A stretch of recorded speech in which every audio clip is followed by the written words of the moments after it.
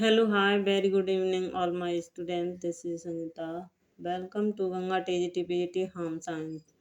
आप सबका Ganga TGT home science में बहुत बहुत स्वागत है।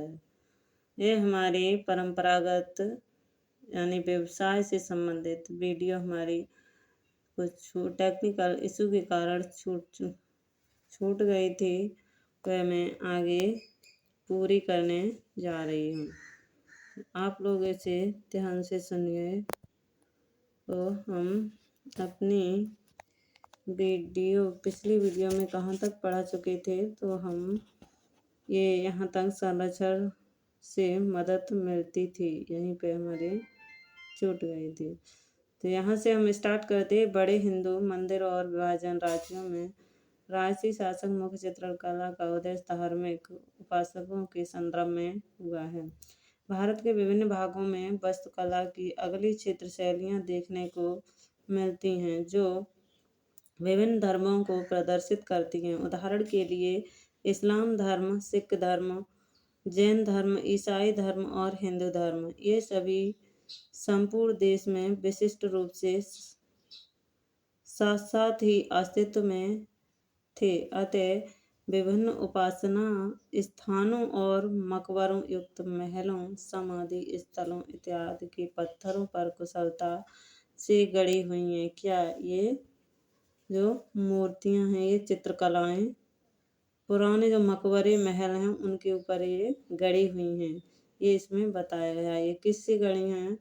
तो ये किससे? पत्थरों पर कुशलता से गढ़ी हुई हैं और कांसे या चांदी में ढाली हुई। और टेराकोटा देखिए, फिर आ गया टेराकोटा। पहले वीडियो में मैं बताया था टेराकोटा क्या है। सो ये ईंट से बनी हुई यानी बर्तन और मूर्तियाँ यानी मिट्टी से बनी हुई ईंट और मूर्तियाँ मिट्टी से बनाकर जो पका दिए जाते हैं, उन्हीं को हम बर्तन या मूर्तियाँ कच्ची मिट्टी से बनाकर पका दिए जाने वाले बर्तन या मूर्तियों को हम टेराकोटा कहते हैं। आप लोगों के समझ आ गया होगा। हम आगे चलते हैं। लकड़ी की बनी हुई एवं रंगों द्वारा चित्रित कई प्रकार की प्रतिमाएं देखने को मिलती हैं। इनमें से अधिकांश भारत की विशाल धरोहर के रूप में संरक्षित हैं। तो ये देखिए महाराष्ट्र की हमारी वर्ली चित्रकला। यहाँ से क्वेश्चन आपके टीजीटी पीजीटी और अन्य एग्जाम जो अदर हुए हैं उनमें भी यहाँ से क्वेश्चन बना हुआ है कि वर्ली चित्रकला कहाँ की है। वर्ली चित्रकला कहाँ की है? तो ये महाराष्ट्र की है। अन्य एग्जाम में भी यहाँ से पूछ लिया जाता है। तो वर्ली चित्रकला हमारी महाराष्ट्र की है।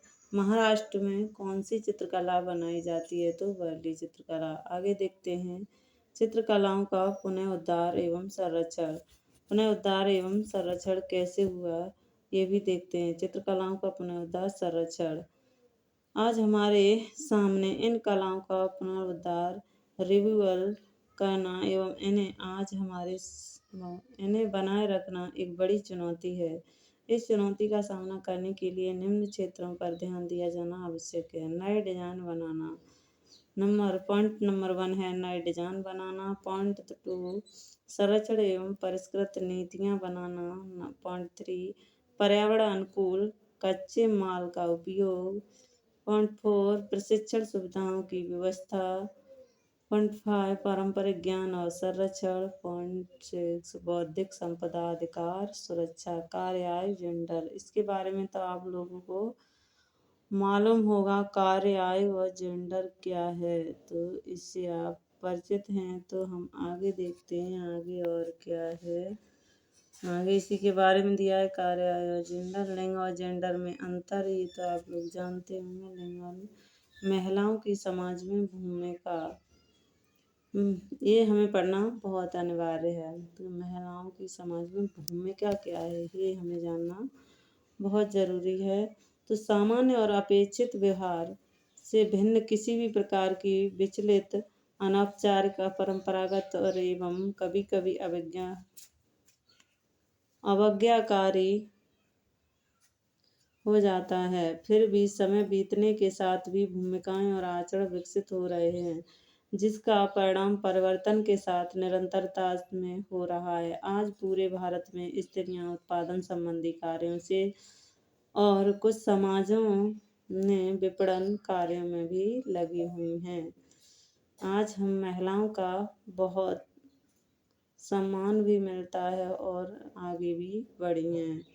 यानी ट्रेन भी हम जैसी महिलाएं ही, लड़कियां ही, बहनें ही चला रही हैं। हेलीकॉप्टर जैसे ये भी चढ़ाई करने वाले पर्वतारोही, अंतरिक्ष में जाने वाले, ये हर जगह लड़कियां ही अग्रणी हैं। तो शहरी क्षेत्रों में भी स्त्रियां निर्माण कार्यों में कार्यशील हैं और घरेलू सहायिका के रूप में रोजगार प्राप्त कर रही हैं। आज स्त्रियां परिवार की आय में वृद्धि कर रही हैं। सक्रिय भागीदारी और परिवार के संसाधनों में योगदान देने के पश्चात भी स्त्रियों को स्वतंत्र रूप से निर्णय लेने और स्वतंत्र रहने का अधिकार नहीं है। ये भी हमारे सामने समस्या लगी हुई है। आगे देखते हैं। समय के अनुसार स्त्रियों को शिक्षित करें, सशक्त और समर्थ बनाएं और इनको समाज में उचित स्थान एवं अपनी बात कहने का अधिकार दिया जाए। ये हम महिलाओं को होना चाहिए। स्त्रियां अधिकतर दबी हुई हैं, जो कि कलकत्ता वाला केस और कासगंज वाले को महिला वकील की भी हत्या हुई है। हम महिलाओं के लिए बहुत समस्याएं हैं। तो इन समस्याओं से निपटने के लिए हमें अपना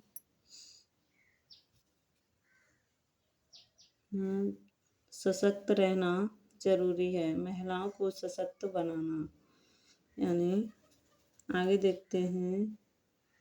ये ब्लर हो रहा है क्या? अब सही है, अब नहीं ब्लर होगा। देखिए, महिलाएं तब तक सशक्त नहीं हो सकती जब तक कि घर पर उनके द्वारा किए गए कार्यों का मूल्यांकन नहीं किया जाता है। क्योंकि हम महिलाएं बाहर भी करती हैं, वो घर का काम हमारा मान्य नहीं होता है। ये हमारे लिए बहुत बड़ी समस्या है कि घर में क्या काम है, घर में तो खाना ही बनाना है। तो ये महिलाओं के लिए समस्या बनी हुई है। तो दोहरा बहार, ये क्वेश्चन भी आया हुआ है। दोहरा बहार वाली यानी किसे माना जाता है? दोहरा बार झेलने वाली, तो वो गृहिणी ही मानी जाती है। घर का काम भी करती है और बाहर भी आय में, यानी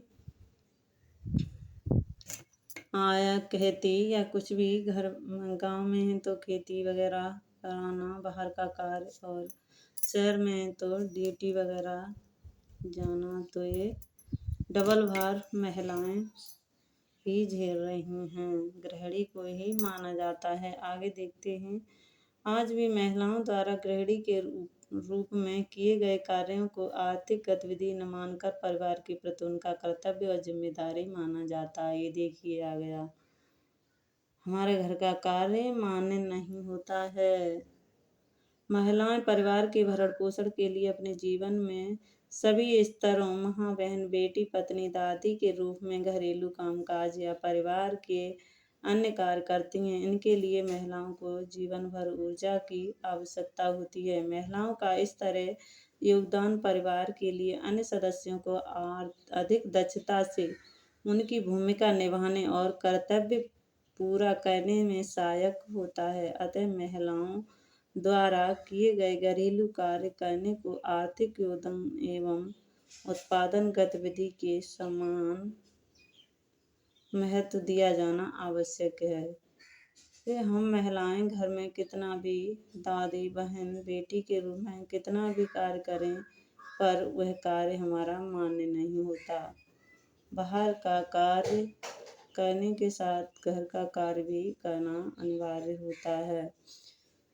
आगे देखते हैं। स्त्रियों और उनके कार्य से संबंधित मुद्दे क्या क्या हैं। हम मुद्दे भी देख लेते हैं जल्दी जल्दी, और संवैधानिक अधिकार भी देखेंगे आगे। हमारे संवैधानिक अधिकार क्या हैं, ये जानना हमारे लिए बहुत ज़रूरी है। कुशल कारीगरों की आवश्यकता के कारण श्रम बाजार में स्त्रियों की भागीदारी के अवसरों में कमी आई है। अतः स्त्रियों के हितों की रक्षा के लिए कौशलों को विकसित करने वाली प्रशिक्षण सुविधाओं में बढ़ोतरी करनी चाहिए। हमारे समाज में पुरुष एवं अर्जित किए गए धन को मुख्य आय और महिलाओं द्वारा अर्जित धन को पूरक सप्लीमेंट्री आय और गौड़ सेकेंडरी माना जाता है। यदि कोई महिला अपने परिवार में एकमात्र कमाने वाली है तो भी उसको पुरुष के समान प्रतिष्ठा नहीं मिलती है।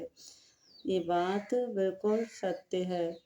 आधुनिक भारत में स्त्रियों के संदर्भ में संबंधित कुछ अन्य मुद्दे हैं, जैसे तनाव और स्वास्थ्य पर प्रतिकूल प्रभाव बिना जेंडर भेदभाव, कार्यस्थलों पर सुनिश्चित सुरक्षा एवं मातृत्व लाभ एवं बच्चों को देखभाल के लिए सामाजिक सहायता, महिलाओं के संवैधानिक अधिकार। ये देख लीजिए, देखते हैं जल्दी से। महिलाओं के संवैधानिक अधिकार क्या हैं? भारत एवं संविधान सभी क्षेत्रों में पुरुष स्त्री दोनों को सम्मान को गारंटी देता है। अच्छा, ये किसी भी सरकारी दफ्तर में रोजगार अथवा नियुक्ति संबंधों मामलों में सभी नागरिकों को बराबर अवसरों की गारंटी भी देता है।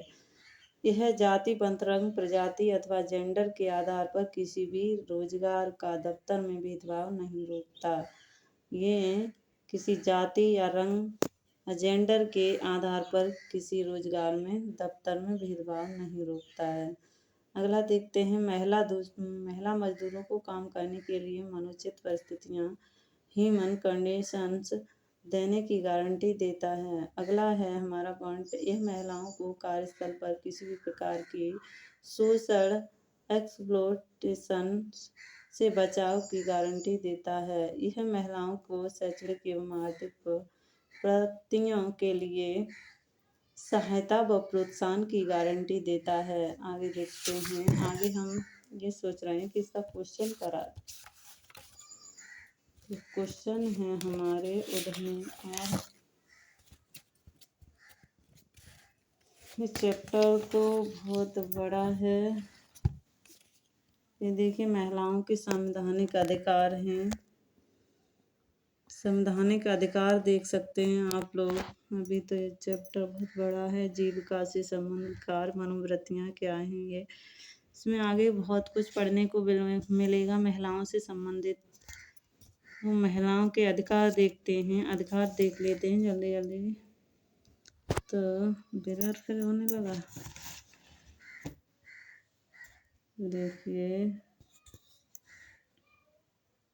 महिलाओं के संवैधानिक अधिकार की सुरक्षा हेतु अधिनियम। देखो, वर्ष 1948 की फैक्ट्री अधिनियम, यानी फैक्ट्री में शोषण होता था, उस शोषण से बचाव के लिए 1948 फैक्ट्री अधिनियम है। ये वर्ष 1951 का बागान श्रम अधिनियम, बागान श्रम बागान में कार्य कर सकती हैं। वर्ष 1952 का खाद्यान्न अधिनियम, ये खाद्यान्न अधिनियम है। वर्ष 1948 कर्मचारी राज्य बीमा अधिनियम, कर्मचारी का बीमा कराया जाता है 1948 में। वर्ष 1961 में का मातृत्व लाभ अधिनियम, यानी मातृत्व, जो बच्चा होता है माँ के पास और फैक्ट्री में काम कर रही हैं तो वह सब बच्चे को ये दिया हुआ है। इसके अतिरिक्त फैक्ट्री अधिनियम की धारा 48 के अनुसार यदि किसी उद्योग अथवा फैक्ट्री में 30 से अधिक महिलाएं नियुक्ति की जाती हैं तो वहाँ उनकी 6 के छोटे बच्चों की देखभाल के लिए शिशु सदन यानी क्रैच की व्यवस्था होना आवश्यक है। ये देखिए, यहाँ से क्वेश्चन बना हुआ है। तो आज के लिए बस इतना ही। मिलते हैं हम अगली वीडियो में, और ऐसे ही टॉपिक के साथ महिलाओं से संबंधित हमारा बहुत कुछ बचा हुआ है, और हम अगले वीडियो में लेते हैं। और आप लोग इसे ध्यान से पढ़िए, और इसके मैं क्वेश्चन भी आगे कराने वाली हूँ। Thank you, bye bye.